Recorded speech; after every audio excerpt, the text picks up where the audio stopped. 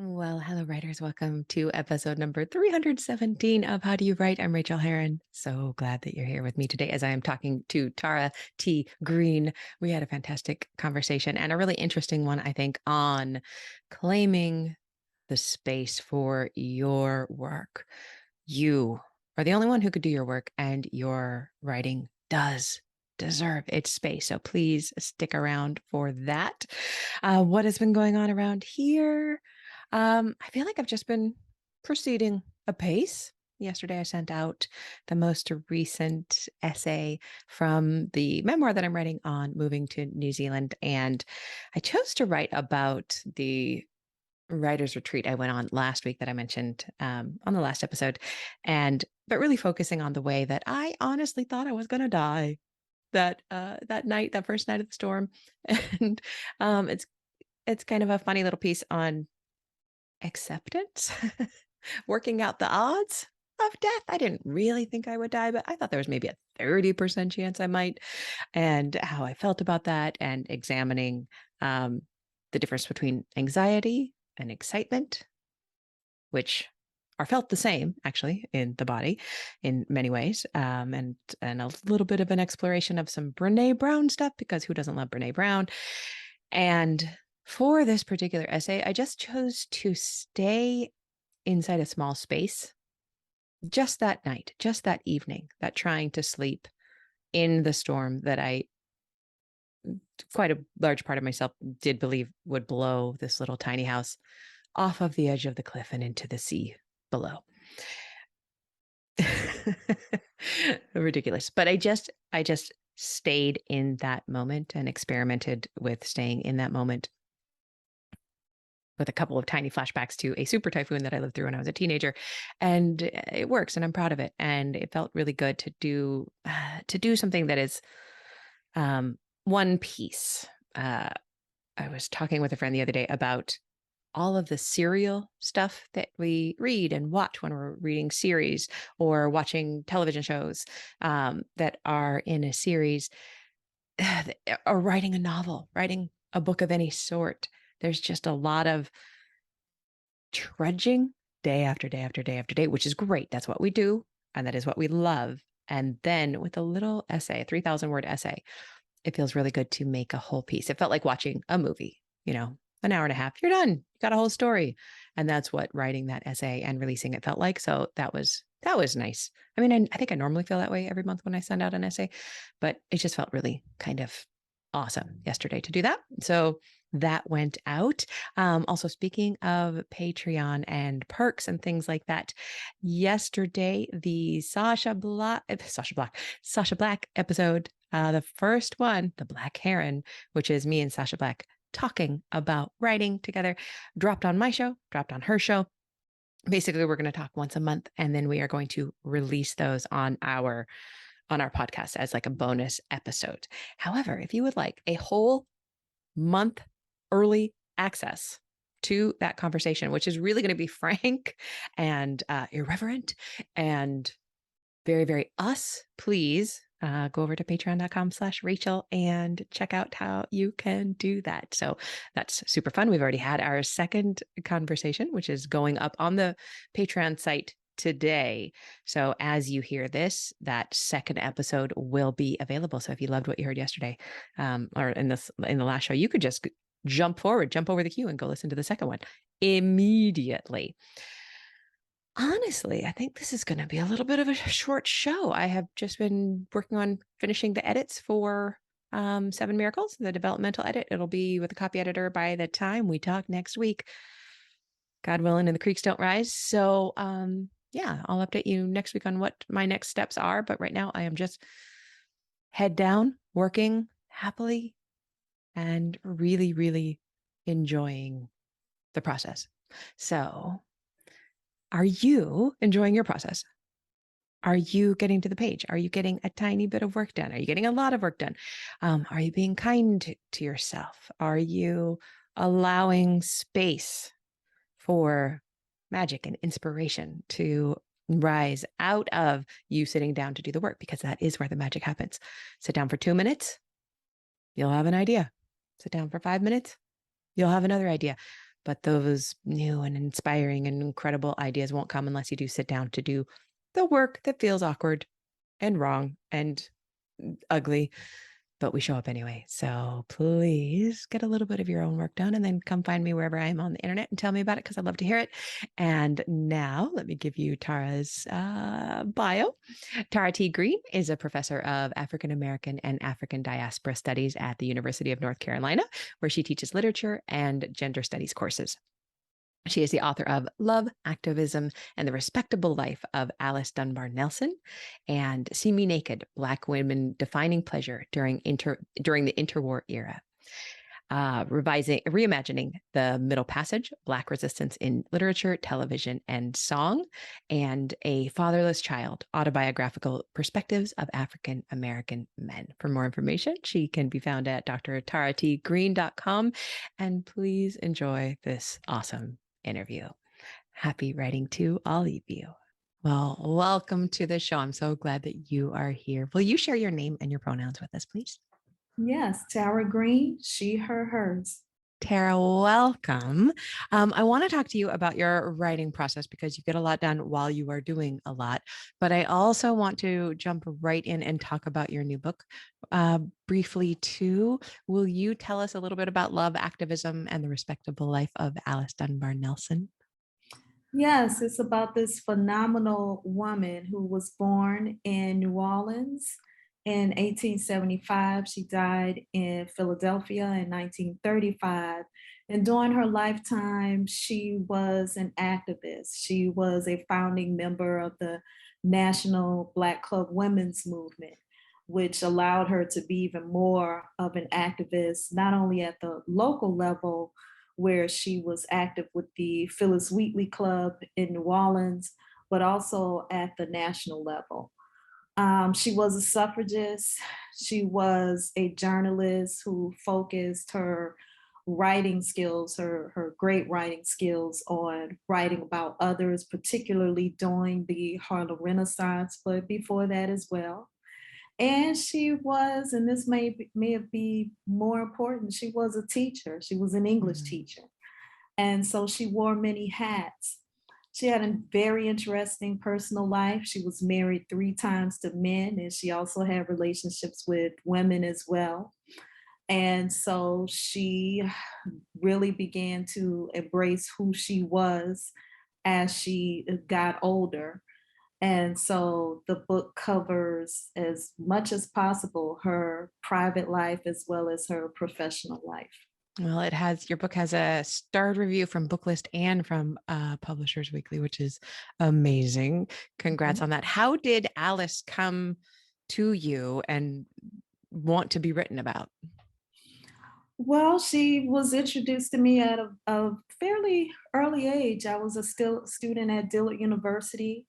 And I think that I really paid attention to her because not only was she writing about New Orleans, and I was in New Orleans reading about her, that's where Dillard University is located, but she also is a graduate of what is now Dillard University. At the time, it was Straight College. And she was a writer, which I aspired to be to some extent. So we had so much in common. And also, she was somebody that I didn't understand why I had to be in a college classroom, even though I had gone to schools in the New Orleans area, and I had not heard of this woman. And so her writing style, what she was writing about, and the fact that she was a Black woman writing about New Orleans was something that stayed with me over decades.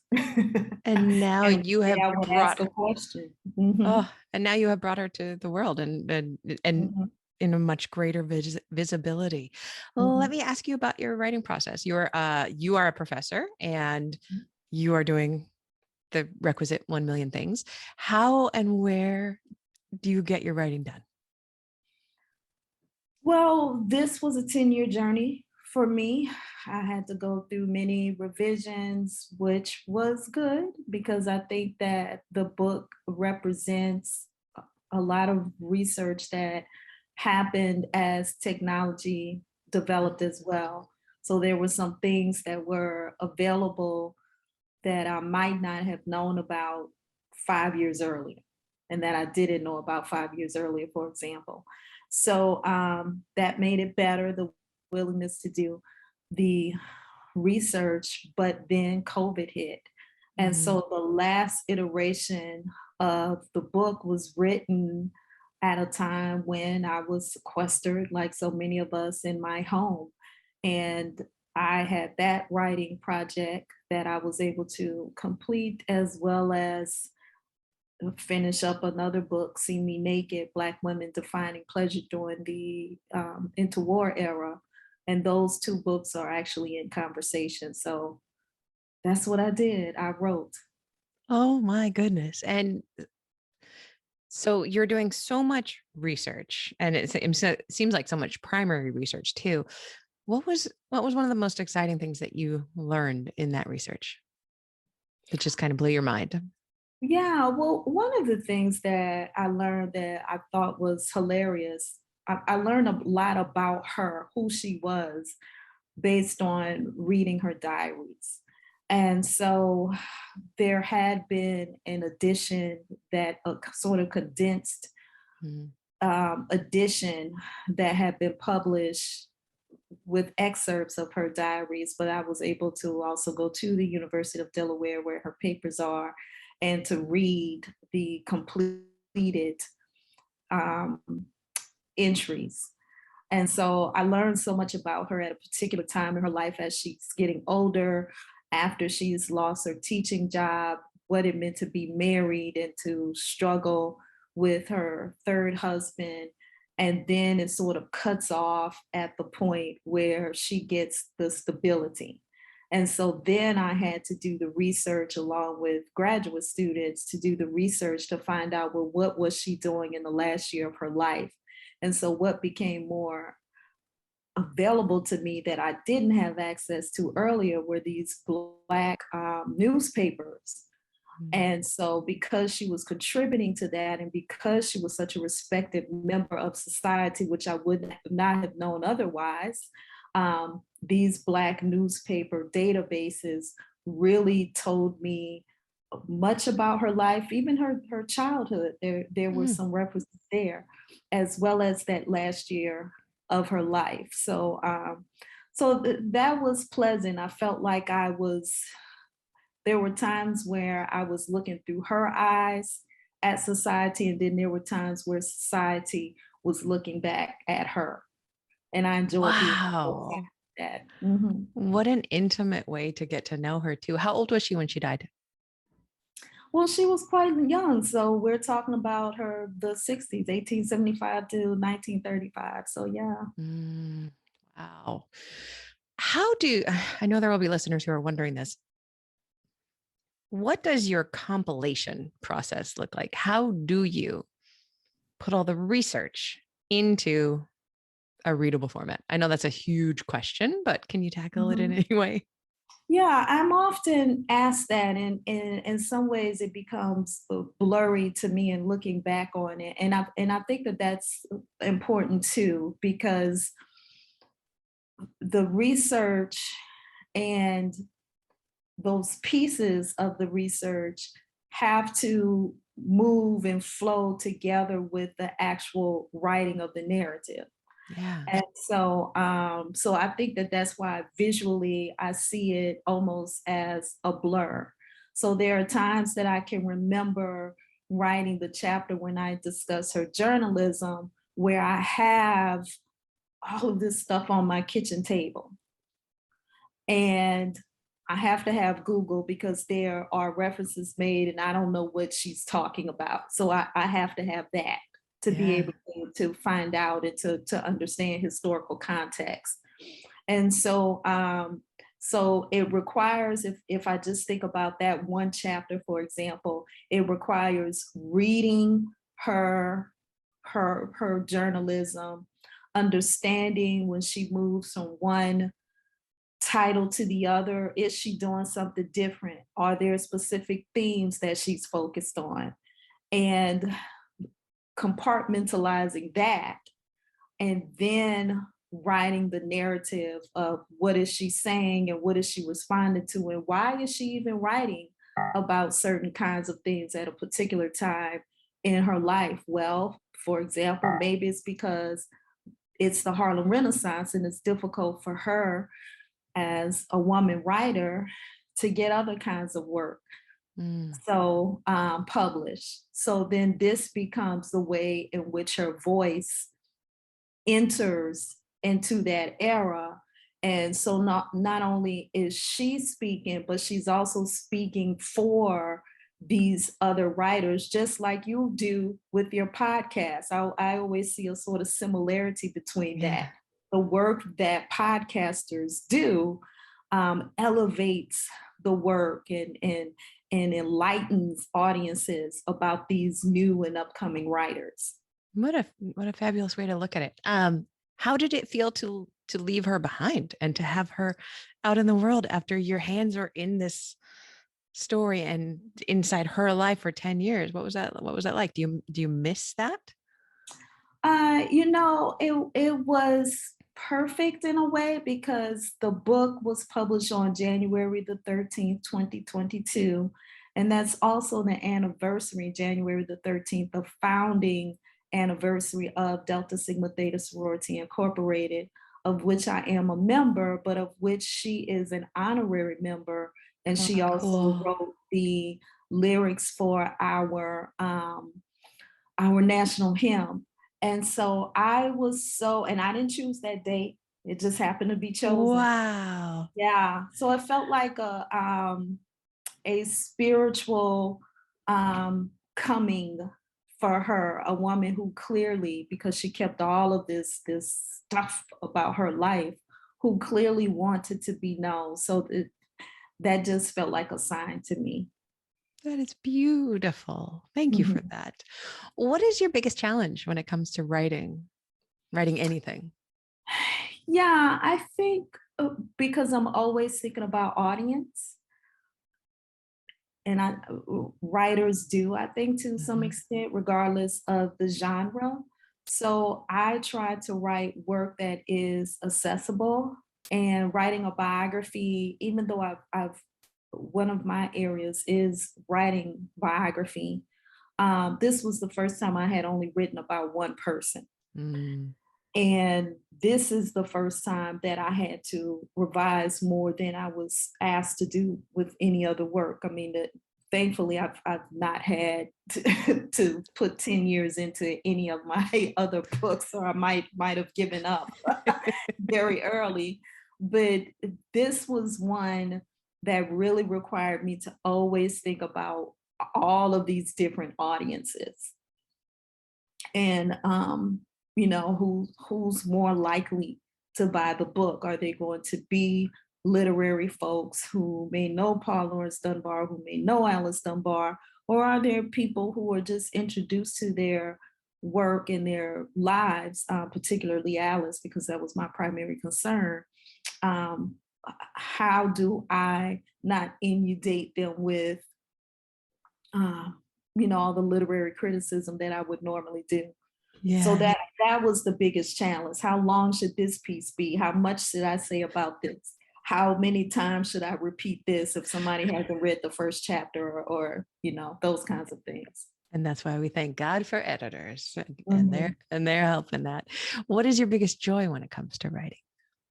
I think when I begin to write a project, I am one of these people that I'm constantly writing. I don't When I'm driving, I'm still writing. When I'm walking around, I'm still writing.